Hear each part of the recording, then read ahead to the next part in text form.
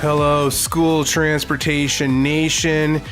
This is Ryan Gray, Editor-in-Chief of School Transportation News Magazine, and here we are. We've made it to the end of 2022. This is our year in review, our holiday edition. We're just days away from Christmas. We're in the midst of Hanukkah right now. And, what better time to look back at a very interesting year in student transportation, a promising year, a challenging year, definitely. We have our associate editor, Taylor Hannon, here joining me. But first of all, want to remind everybody that we are going to be off the next 2 weeks as we celebrate the holidays with our family. The next episode is January 11th. And this episode, as all episodes since day one of School Transportation Nation, our friends at Transfinder, the leader in school bus routing. We're going to hear a little bit later from President and CEO Antonio Civitella. He's going to sit down with our Tony Corpin. But first, like I said, we have Taylor Hannon Ekbatani here. A big year for you, Taylor. You got married. So we got to talk about that. I mean, when we're looking at the year in review, you're a married woman now. We have the hyphen in your name. But aside from that, you did some travel, some exciting stuff that you were involved with personally, but professionally. It was quite an interesting year as well, wasn't it? Yeah, I don't even know where to start. There's been a lot that happened this year. And even just going back to some of the first articles that we posted in January, it's hard to believe that was the same year. You know what I'm saying? Even the new entry-level driver training requirements, right? That seems like it was so long ago, but yeah, still this year, guys. So definitely a lot to unpack, kind of talk about. So much to discuss. But I think, one of the big things that really was impressed upon me was it was a long year, but yet here in the last quarter, things really flew by. I remember, earlier in the year, in January, we had the entry-level driver training that was being rolled out, and everyone was, wringing their hands about how to handle that. Really, it feels like, not to say there was much ado about nothing, but I feel that a lot of folks kind of started figuring that out. I think it was a lot of the unknown. Anytime you're talking about federal regulations and something new coming down the pike, everybody kind of freaks out. But I feel, especially certain states like what we saw here in California, they were on top of it and looking again at what they had been doing in student transportation training, really checked a lot of the boxes. And there was some more administrative issues that had to get wrapped up. But kind of as we got into the swing of things, we hit the spring, we hit the summer, and then, it seems like I was telling somebody yesterday, it seemed like just yesterday it was the summer. And here we are at the end of the year, wrapping things up. We just got our buyer's guide out to the printer. So that's going to be coming out in a couple weeks. Our January issue is coming. But, one of the stories that we just put up last week, Taylor, top 10 web articles of the year. And we're also going to be having an article coming out on the top 10 magazine articles. As you're looking back at things, Taylor, what are some of the industry trends that really stick out to you? And, do you see some correlation with what our readers were really interested in?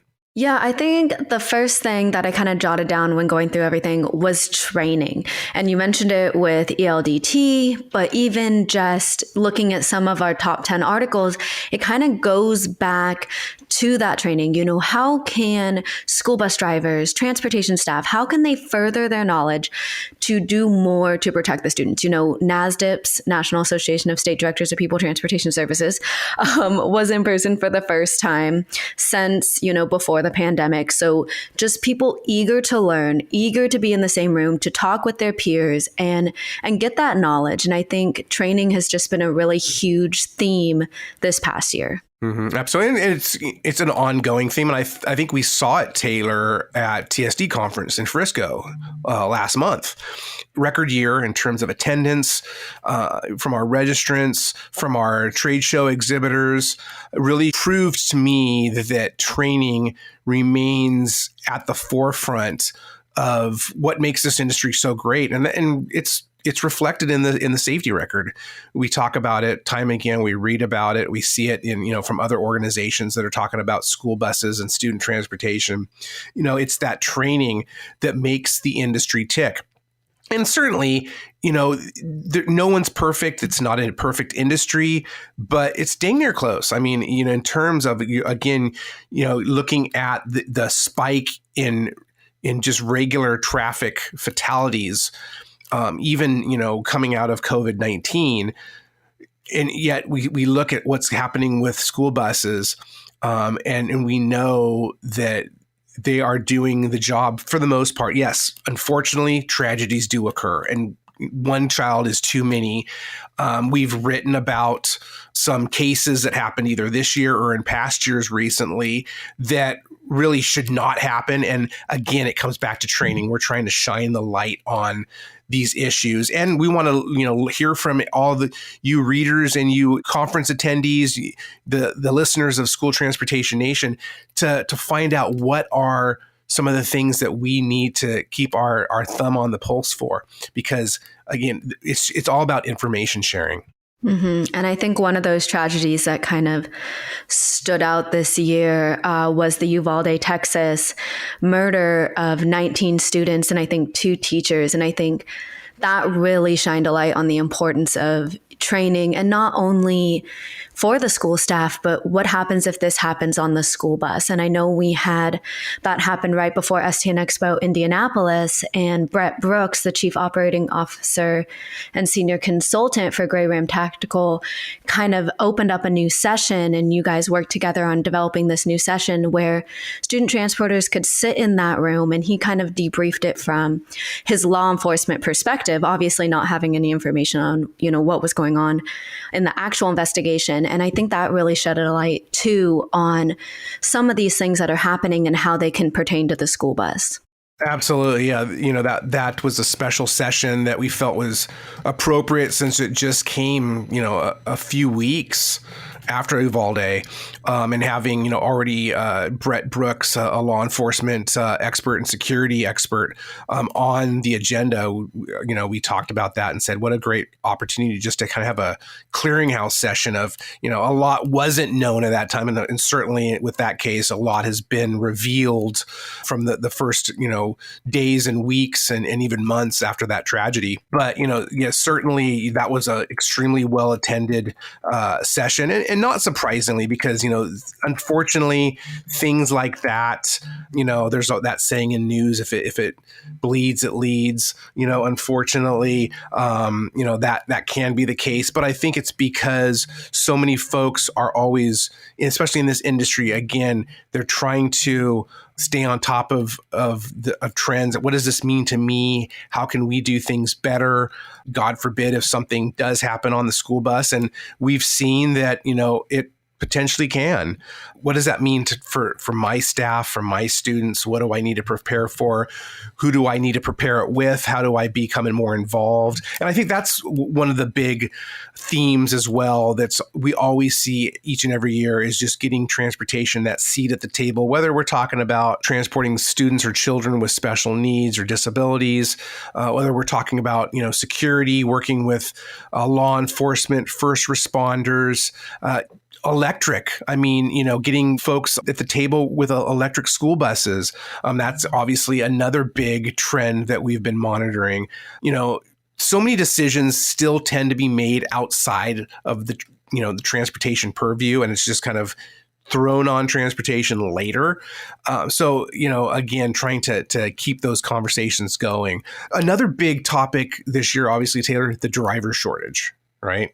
Yeah, and I think the driver shortage kind of, as you were mentioning, definitely put transportation more in the spotlight, whether that is a good or bad thing. I think it really raised the importance of transportation and what happens when we don't have enough school bus drivers to transport these students. Mm-hmm. And, we've been looking a lot at routing. We had a session at TSD conference. We have an article coming out in the January issue on the creativity that's needed. And I was talking to a student transporter. I think I mentioned this on one of the previous podcasts that I was talking with, who said, periodically, especially when you're talking about transporting students with disabilities, you often have to break down the routes and, to a degree, start over. And that's where the power of routing software comes in. Now, certainly not all school districts are using routing software. Doesn't make sense for everybody, especially if you're running a smaller operation. Maybe you're only operating, half dozen buses. But we've talked with folks who do have pretty small operations, and they're finding the efficiency of implementing the routing software. And then it just kind of grows exponentially from there. You start bringing in student tracking. That's one of the really big growth areas, I think, in routing that we're seeing from our readers. So many districts that haven't been utilizing that aspect of routing software are now, moving forward. They've either implemented it or they are going to soon. They have plans to start rolling that out. And, really anything that we can do to, as an industry, communicate better, be transparent, show parents where the buses are. Certainly right now, one of the big reasons why all this creative routing is happening is because of late buses. Driver shortages are causing a lot of these runs to be late. We're seeing a lot of reporting in the mainstream media right now about absenteeism. There's been some new data that came out from the feds recently about how those numbers have spiked. And again, it comes back to how can transportation be a part of the solution? Mm-hmm. And perhaps, what are some of the challenges that transportation is bringing into absenteeism, and the school bus driver shortage is part and parcel with that. Yeah, and I think that's kind of what stood out as we were going through our Rising Stars this year, Ryan, is a lot of the people that were nominated by their peers, it was kind of they had this idea pre-COVID, right? And then during COVID, it was something different. And then post-COVID, these individuals took it one step further. So it was almost like all of these people that were nominated kind of had this, transitional change through these past, 3 years of how they did their routing and how they navigated for that school bus driver shortage. So I think some of the creative things that came out of it, I know Chris Walls at Kansas City Public Schools in Missouri, he actually routed for the number of drivers that he has on staff. Instead of, creating the routes and then having drivers, fill them, he just said, okay, this is how many drivers I had. I'm going to route for this. And it's, not perfect, obviously. It requires everything to the T, but that's one creative solution. And I think we saw a lot of that with our Rising Stars, even with our Transportation Director of the Year, Jennifer Vobis. She came out of COVID with 250 driver vacancies. And now I think when I was there in September, Clark County School District in Nevada, she was down to 80. So just kind of coming out of that and almost embracing the change to what we haven't used this term in a while, but the new normal. Mm-hmm, absolutely. And I think that, part of that new normal as well, I mentioned it earlier, electric school buses. Certainly, we'd be remiss to not talk about that. And, really the funding, obviously, that we've seen and that we're going to see going forward. Of course, the US EPA is just now delivering the first round of money, nearly $1 billion from that year one rebate that application process took place over the summer. We're here, months away from hearing details about round two. But, aside from that, Taylor, certainly $5 billion over 5 years is a lot of money. But what we're already hearing is it's not enough, especially when you're looking at electric and all the infrastructure that needs to go in, to place for all of that. And the cost of the buses. I mean, obviously we've been in, a record year of inflation. We see that it's calming a little bit, but still, when it drops a few tenths of a percentage point, when it's up as high as almost 8%, you don't feel that much relief. And we're certainly seeing, school buses across the board, whether they be electric or not, increasing in price. But when you're looking at electric, the batteries have gotten more expensive throughout this whole supply chain disruption, a lot of it tied to the Ukraine war. Of course, we have, fuel prices that spiked. Those are starting to fall, which, is providing some relief. But it's a domino effect. You have, whether it be petroleum or the lithium that needs to go into the batteries, cobalt to make chips. It just expands, and it's just kind of, again, like this tsunami of cause and effect that happens.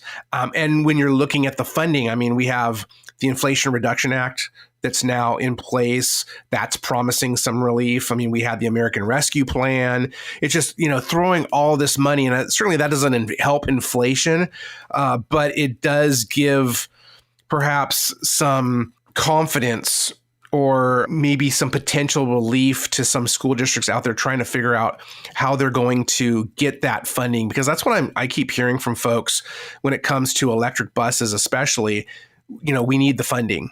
And, the way that the Clean School Bus program is set up, a lot of folks were put on the waiting list because they didn't quite exactly meet those two criteria under the U.S. Census for disadvantaged and rural communities. And, some very big districts, like we've talked about Chicago, which has, a huge amount of students that come from disadvantaged communities, large amounts of, students that are qualified for free and reduced lunch programs, but yet they didn't make the list. And there's a lot of the other ones like that as well. So certainly, I think as we head forward into 2023, I'm hearing that the EPA is looking at its program, trying to take into account the rising costs of everything and trying to find out how to equitably disperse that money. Mm-hmm. Yeah, definitely a lot of money out there, a lot of funding. And I want to say that COVID-19, because it happened so fast and it forced school districts to change, I almost want to say that they're more receptive to change now, and they're more, likely to take on these other challenges because they're like, oh, well, I handled COVID, right? Like I can get an electric bus. I don't know, maybe I'm a little off, but I just feel like they're more accepting of change now. And so electric school buses are going to be a change. They're going to be a learning curve. But I think transportation directors are ready. I think they want to take this next step in, the health and the safety of students. Mm-hmm. Absolutely. Yeah, I think it's been a year of innovation. Mm-hmm. And, we launched our inaugural Innovation Award in partnership with the National School Transportation Association, gave that to Alex Cook, the chief engineer for First Student, and, recognizing the work that he and his team have been doing on electrification. Obviously, the largest fleet of school buses operating in North America, some 40,000 vehicles, I think it's in like 30 states, I believe, and I remember Alex telling me that they were literally working with dozens, if not hundreds, eventually hundreds of utility companies nationwide and in Canada to try to really figure this thing out. And, you're right. I think with innovation, people are looking at that new normal, bringing back that term again. I thought we kind of got past that with COVID, but, it's you're right. It's the new normal. It's how do we adjust to all these pressures, and how do we plan for tomorrow's pressures? Right. And, looking at that electric, I think that what we're also seeing is we can't put all our eggs in one basket. Certainly, a lot of states are pushing those mandates. Of course, we've seen what New York has done. We've seen individual districts actually implement their own mandate saying, hey, by this date, we're going to go all electric. That's all we're going to purchase. And there's, a lot of companies out there that now exist to help make that happen. But I certainly think that, there's not going to be one solution to this thing. As we've talked about, there are still a lot of challenges with electric. There's still a lot of things that need to be proven out. There's a lot of infrastructure that needs to take place. So it'll be really interesting to see the development of things like renewable diesel. There are folks today, despite what's coming down the pike very soon with EPA's 2027 greenhouse gas emissions regulations, their latest round. I mean, they're just making it more stringent with emissions and particulate matter and NOx, to the point where, it's, we're hearing that diesel's days are probably numbered. They're not going away, next year or the year after that, or probably the year after that. But I think that we do see that everything is going the route of zero emissions. A lot of folks are saying, hey, school buses are all going to be electric in, 30 years. We'll see. We got to remember there are folks today that are still buying diesel. looking at the availability of renewables, I think that's where we really need to go over this next 5 years. And that's going to help move the needle, because ultimately, the whole point is to reduce emissions, make things healthier. If we can do that with electric, great. But I'm sensing that it's going to be, a collaboration of different energies and different fuels. Obviously, propane is out there, 25,000 or so and counting vehicles out on the road already. It'd be really interesting. There's a hydrogen school bus that's coming to market in 2023. A lot of folks are really interested to kind of see how that experience goes, how that gets proven. So, it is an exciting time, but certainly a lot of work ahead. And talking about work ahead, we now have Tony Corpin, our president and publisher, sitting down with Antonio Civitella, president and CEO of Transfinder. Take it away, guys. Hey, thanks, Ryan and Taylor. Great conversation there. All right, guys, without further ado, Mr. Antonio Civitella, President and CEO of Transfinder, is here with me. We are going to be talking top technology trends you guys should be aware of in 2023. Tony, welcome to the podcast. Great to have you, buddy. Hey, great to be here. How's everything going? End of the year, 2022. Are we finishing strong, right? Yeah, holiday parties. It's like everybody's the festive and lights and trees and decorated school buses. And I'm sure you usually give out pies, don't you? That's the Transfinder tradition? Baked goods? So the pies are Thanksgiving. I usually give champagne. That's the best type of things. Champagne is usually around this time of the year that use it, whether it's Hanukkah or it's Christmas or it's New Year's. Or you want to just gift it to somebody. No one's going to know that, Tony got you these things. But this year's a little bit different because we're still a remote company. But yeah, those are the traditional ways of giving things out to everybody. Yeah, great time. So right now we're just more virtual. I think everyone got a mug, a nice little Transfinder mug to get their hot cocoa. And so we're having some fun. Beautiful. I love hearing that. Well, people make it all work. I think, transportation, it's sometimes a thankless job, but it's good to feel appreciated. And I think that's really what it's all about during the holidays, appreciating your team and making sure. And I know we are working on a top teams. That's right. So for the people that actually celebrate their team and the teams love them back. So you want to give us a quick update on what's happening with the top teams lately? So there has been a lot of steps back and forth. We had a couple hundred school districts and organizations that responded and enrolled in the process. But some of you out there forgot to attach an Excel spreadsheet of your employees' emails. And some of you did do that, but it was only 2 or 3. It's like you got to have more than that. So we went back and forth. I think we're in good shape now. I think we have a little bit less than 100 school districts saying, all right, here's my list. I'm ready to go. At this point, we're compiling the file and the list, the next wave, and we're going to wait till the new year at this point in January to send out a survey to all the employees, all those questions, why they think, and all the reason for them to be best transportation teams in North America. So good things going on there. I think we're going to probably have, my guess at this point, about 50,000 emails are probably going to go out. I think that's probably the number we gathered. So it's a good amount. It's a number of employees. We've got some district around 10 to 15 that have submitted. Again, some of our small departments to about 2,500 is one of them comes to mind. So it's going to 2,500 email that just one school district. So it's going to be exciting, Tony. I can't wait to share the results and who we pick as the top transportation teams. It could be more than one.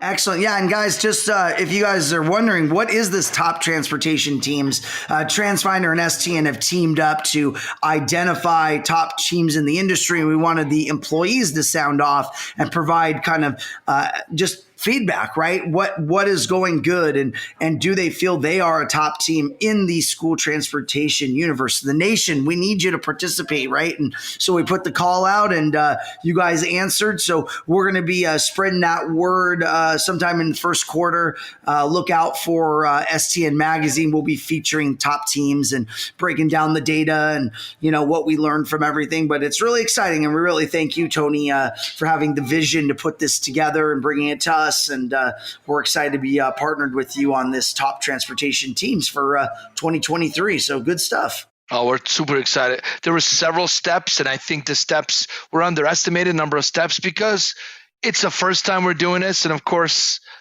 submitting email addresses. Some of you are thinking, why am I doing this? Is this real? So obviously it's our first time. Not too many of you wanted to submit a list of email addresses of all your employees. So I get it. And there's a lot of phishing emails out there. So I understand that, but I appreciate that some of you actually responded directly saying, hey, what is this? What does this really mean? So Tony, obviously being with you with STN Online made it a lot more legitimate, saying, all right, well, it's not some weird company in some country I can even pronounce. So that's exciting. But again, several steps, but don't forget, you're going to get some huge bragging rights when the top and the ones that maybe are not top, you're gonna get some results from us saying, hey, this is how the team responded, and you do what you want with it. Transfinder just won the best places to work. We were just there receiving our award last week, and there was 15 companies in our category, size of our category. No, we won it several years in a row, but at the end, by the way, they announced the number one, who actually out of the 15 companies that won in that category, who scored the best. So guess what we're doing next? Well, all right, we want to definitely win it again, but how do we get to the best? So we're obviously going to analyze how everybody responded and what could we tweak. Certain things, maybe there's some low-hanging fruit that we could do to get our employees excited. Maybe we'll win the best answer. So who knows, right, Tony?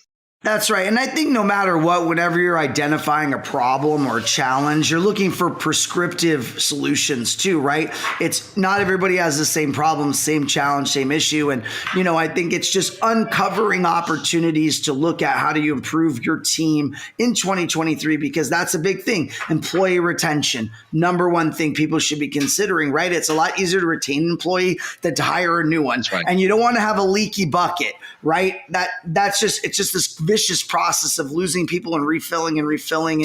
And that's difficult in transportation. Everybody, they'd rather have a team that's a fine oiled machine. So I'm excited to see the outcomes of that. So kind of shifting gears, Tony, what do you see as kind of our top 2023 technology trends? You've got obviously cloud-based, GPS-based student ridership.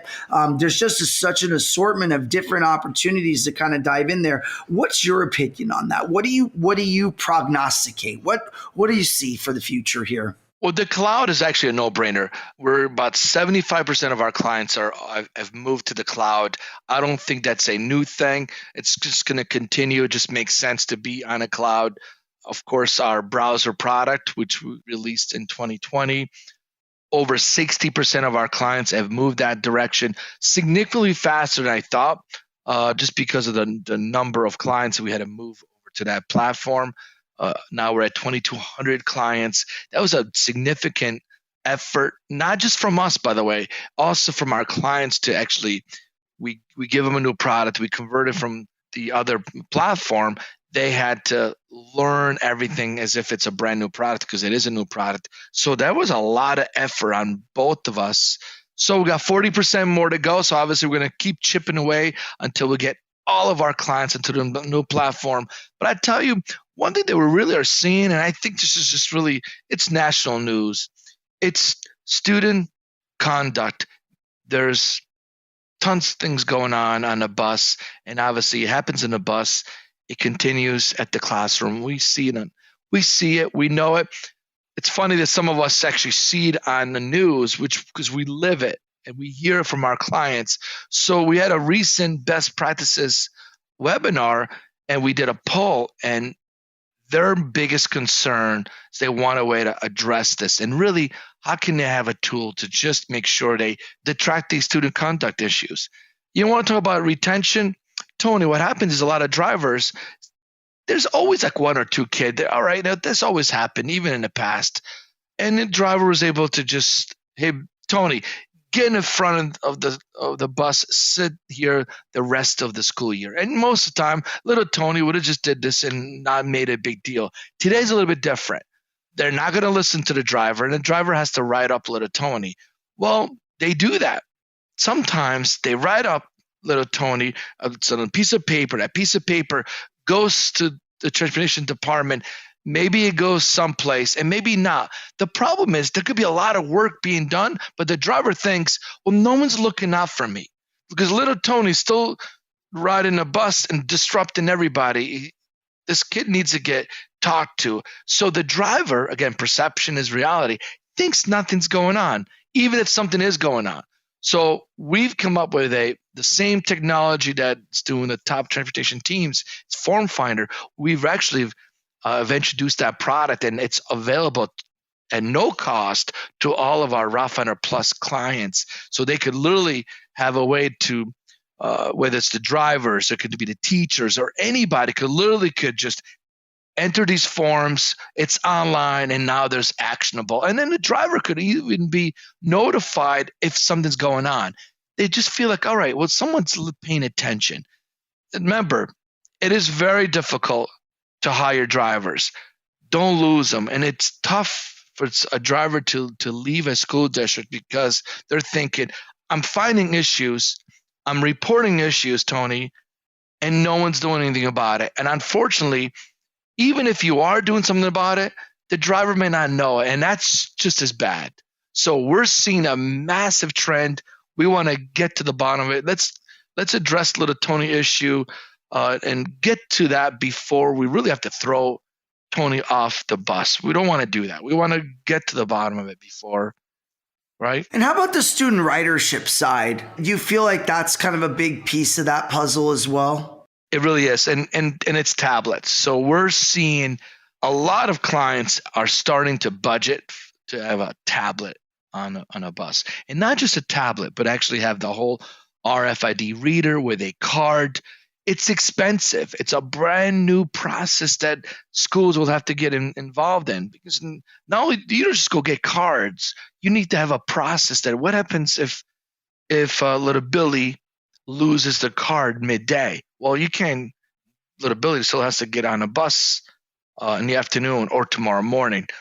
What about if Michelle, brand new kid, comes into school? Well, how do we handle that? So it's not just let's just get a card for everybody. There's a maintenance, there's a process to make sure that you reissue cards if they are lost. Remember, if a card is lost, it's deemed lost, you don't want that card to work at all. So there really is a process. So if you're thinking about getting tablets and a whole cards, so you swipe, please talk to us. We've gone through a lot of these now that we want to make sure it's not just getting cards and the right tablets and the right readers.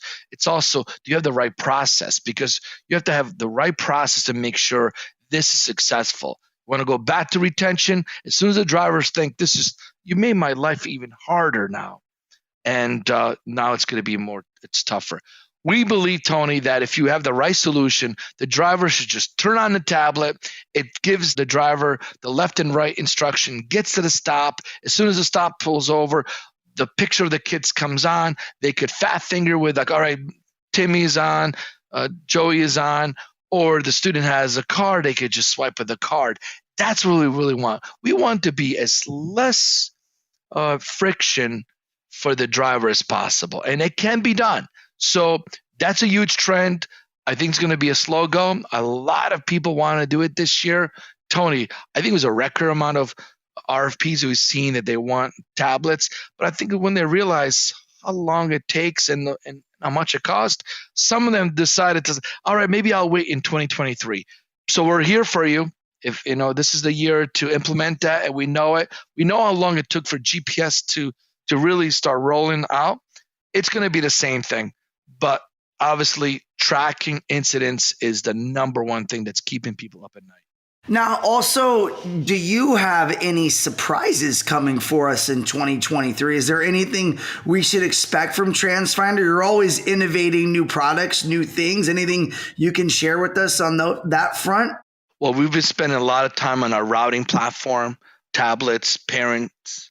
There's been a product that we've been developing for several years to upgrade to the new platform. It's called Service Finder. It's the fleet maintenance product. So this is a product, and I don't want to borrow the line from Oldsmobile that it's not your father's service finder. It really is not. It's a complete rewrite. It looks the same as our platform that we have out there now, and it's huge.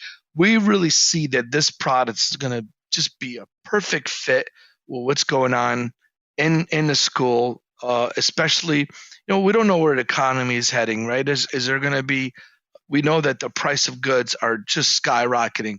Is there a way that you could really utilize Service Finder to prevent some major problems with these vehicles? And let's face it, the vehicles are now going electric. How do you track all this stuff? So Service Finder is really a great, it's been used by I think a quarter of our clients have it right now. And of course, they have the legacy product. We expect them all move to the new platform, and we see the rest of the client base to really start seeing, maybe I really do need a fleet maintenance product. So that's going to be a big product that we're going to be releasing in Q1. There'll be a brand new version of our Platform Plus. It'll be our third birthday, so we're going to have another birthday bash again in April for this platform. But yeah, we're going to keep pushing as fast as possible. I got to tell you about Plus. You asked me about some new things. In a recent webinar that we talked about the best practices webinar, a small school district asked another attendee, hey, which bells and whistles are you using in RouteFinder Plus? Do I really need all those bells and whistles? And, I kind of laughed about it, thinking, because we always talked about, maybe you don't need all those bells and whistles. And it's true. But now I'm thinking how the industry has changed. Even the smaller, the compact size school district, even they need all those bells and whistles. So don't underestimate that, maybe I don't need a product that's from Transfinder. They're really after the big school district. They have too many bells and whistles. Well, let me tell you, don't underestimate yourself. Don't think you don't need all those bells and whistles because you might be smaller. So you're like, maybe I'm going to get a lesser version or less feature-rich product. Don't do that. Look at what's out there. So we know it. A lot of smaller schools are thinking, like, well, you guys have too many features. Maybe I don't need all that. And Tony, what that usually means, it's too expensive. Maybe I could get something less expensive and not have all those bells and whistles. It could be true, but I think the best thing, just do a real apples to apples comparison. Excellent. Well, great feedback and excellent conversation. We really appreciate Transfinder being our episode sponsor. If you guys didn't know, Transfinder sponsors every episode of the School Transportation Nation. So we greatly appreciate your guys' partnership and value it greatly. And it was a great 2022, and we're looking forward to an even better 2023 and looking forward. So all the best to you and your family on this holiday season, Tony. Definitely. Thank you. Happy holidays, everybody, and have a great new year. Let's start 2023 strong. Cheers to that. All right, guys, I just want to thank Transfinder again for being our episode sponsor. Special thanks to Ryan Gray and Taylor Ekpatani for being on the podcast. Always great conversations happening in the nation. Guys, we appreciate you being our listeners, staying with us for 141 episodes. That's a lot of episodes. Since March 2020, we've been recording the podcast. And a special thanks to producer Claudia. She is out there behind the scenes making us look good. And all the people that are involved to make us look good and make the podcast great. We couldn't do it without our people. My team, man, they are outstanding. They do everything. They work so hard, tirelessly, and I want to recognize them and appreciate them. And we have our holiday party where we're going to make sure and celebrate everybody and get everybody together and hit some golf balls. We're doing it at Top Golf, so we're having some fun. So we hope you all have a blessed holiday season and a happy new year. And thank you, Nation. Be sure to share the podcast Podcast. It's on Apple Podcasts, Spotify, wherever you listen to pods. Nation, we love you. We'll see you next year.